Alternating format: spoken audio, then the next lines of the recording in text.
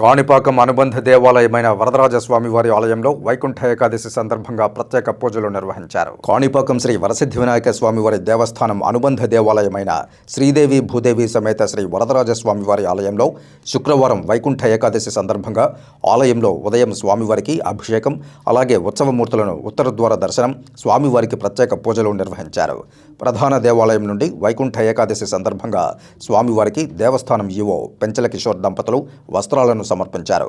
అనంతరం వరదరాజస్వామి ఉత్సవమూర్తులకు వైభవంగా గ్రామోత్సవం నిర్వహించారు.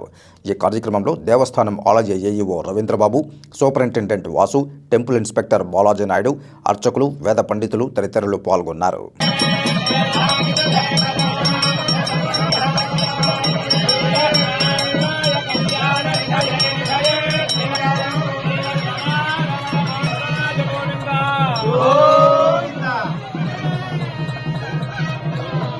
రాజాధిరాజాయ మనసహితాహినే నమో వయం